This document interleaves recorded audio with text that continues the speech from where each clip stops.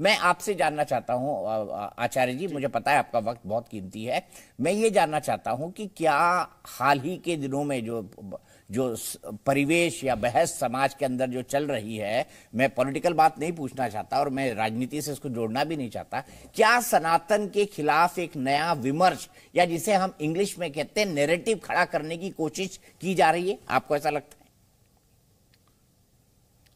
देखिए, कल का जिस चीज की जरूरत नहीं थी अचानक उस बात को लाया गया, गढ़ा गया, मढ़ा गया और उसके बाद की अब मुझे स्क्रिप्ट जो समझ में आती है, मैंने अपना जब वक्तव्य दिया, मेरा आखिरी श्लोक था, आओ मिलकर बैठे आपस में बात करें, 4 कदम ही सही चलने का साथ करें, यूं तो दूरी से दूरी बढ़ती जाएगी, कभी तो हम खुद से खुद की मुलाकात करें।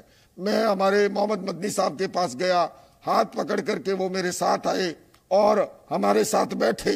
मैंने कहा हम सभी एकता का संदेश दें। उन्होंने कहा नहीं नहीं, अभी हम बाद में ये दृश्य करेंगे।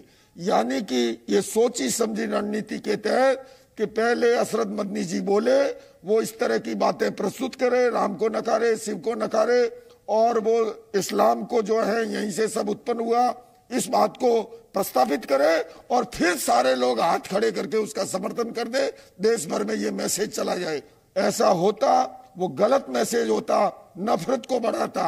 ये तो हालांकि मैंने उस मंच से कहा कि आपने तो सद्भावना के सम्मेलन को पलीता लगा दिया, पर मुझे लगता है जाने अनजाने मैंने भी उनकी जो सोची समझी रणनीति थी, हमारे साथ उठने के साथ उस रणनीति को भी पलीता लगा और हमारी अस्मिता बची, सनातन धर्म की महान परंपरा, जैन धर्म की, बौद्ध परंपरा की, सिखों की शहादत की, सबकी रक्षा करने का ये काम हुआ है। मेरी शहादत हो कोई बात नहीं है, मेरे धर्म पे अगर अंगुली उठेगी तो मुझे मुखरित होना पड़ेगा। जी, बंते जी बैठे हुए हैं, बौद्ध धर्म गुरु है, हम तो बचपन से यही पढ़ते हैं बंते जी, और सरदार परमजीत सिंह जी मेरे साथ हैं, उनसे भी बात करूंगा। एक एक सवाल दोनों से लेता हूं, मैं सीधे आप पे आऊंगा। बंते जी, मुझे ये बताइए कि कल क्या कुछ हुआ? और हम तो आज बचपन से यही पढ़ते आए हैं कि हम बुद्ध के देश में रहते हैं, युद्ध के देश में नहीं।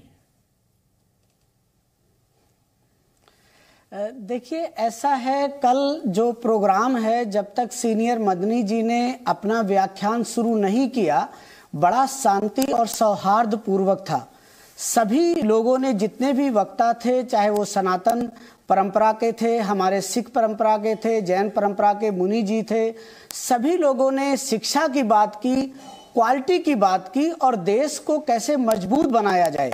यहाँ तक बातें उठी कि भाई अगर ये देश मोदी जी का है तो ये देश मदनी जी का है, ये देश सभी का है।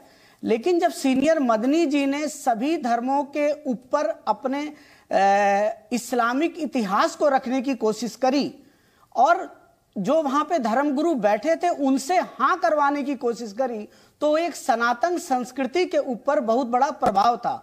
और इसीलिए सभी जो वहां पर बैठे हुए सनातन संस्कृति के, भारतीय संस्कृति के, भारतीय धर्मों के जितने भी संत थे, उन लोगों ने एक मत हो करके आचार्य मुनि जी को कहा कि भाई ये तो कल को समाज में हम मुंह दिखाने लायक नहीं रह जाएंगे, क्योंकि हम सभी लोग देश को मजबूत बनाना चाहते हैं।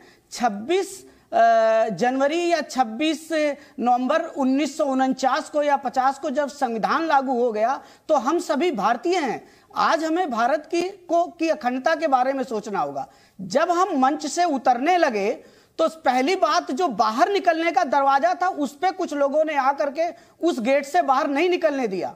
जब आचार्य मुनि जी जब चप्पल को अपने पहनने जा रहे थे तो एक व्यक्ति ने आकर के इनके गिरबान को पकड़ने की कोशिश करी और जैसे ये वहां से, क्योंकि इनका कद काठी बड़ा है, ये आगे को निकले तो प्रेस वाले तो लोग थोड़ा सा पीछे हटे हैं।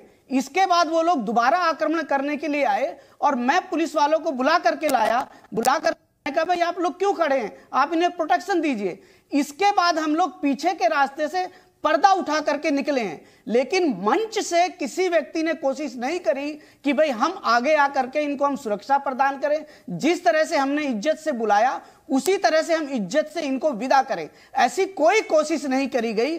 बल्कि मंच के ऊपर उनको लगा कि उनकी जो प्लानिंग थी इस्लाम को सनातन संस्कृति के ऊपर थोपने की, जो जैन संस्कृति है, बौद्ध संस्कृति है, सिख संस्कृति है, या हमारी हिंदू संस्कृति और ये सभी जो धर्म है, जैन धर्म, बौद्ध धर्म, सिख धर्म, हिंदू धर्म है, उसके ऊपर इस्लामिक इतिहास को जो थोपने की कोशिश हुई है, उस पे बोला।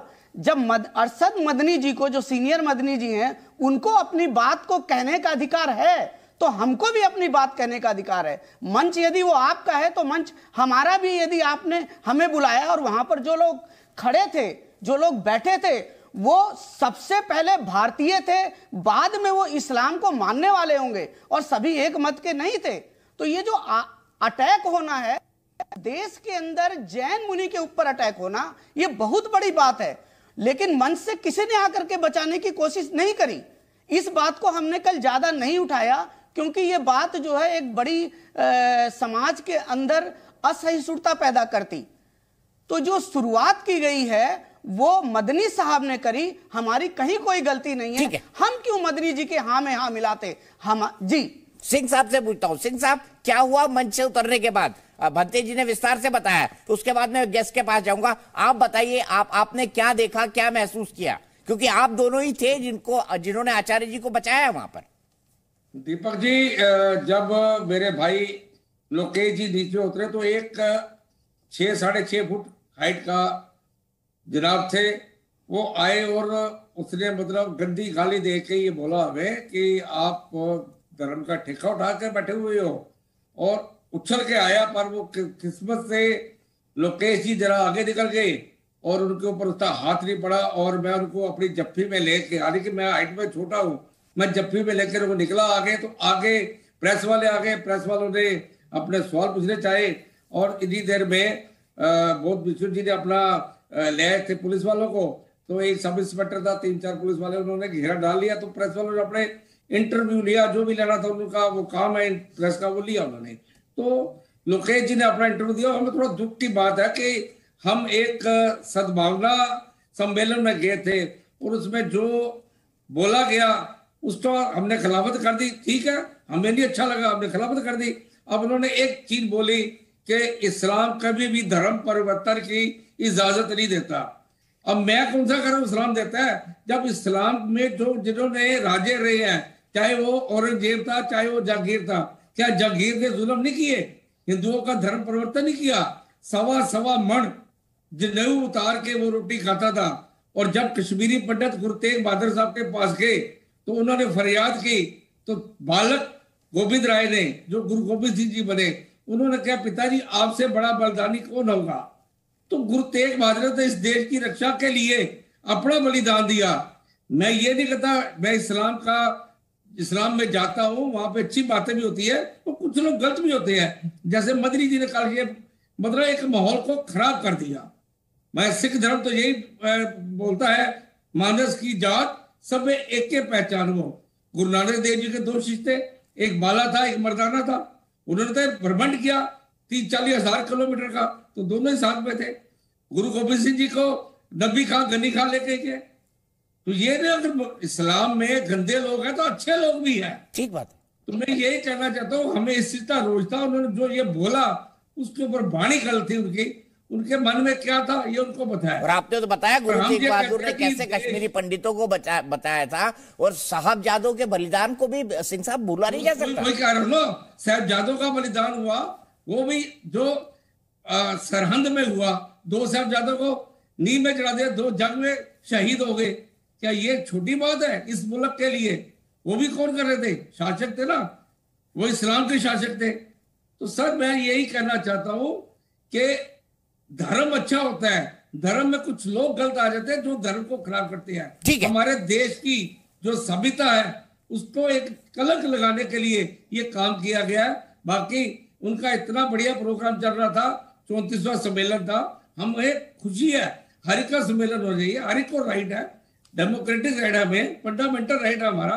पर उसमें ला के किसी के ऊपर कोई चीज थोपनी, ये इंसानियत का तकाजा नहीं। ठीक है।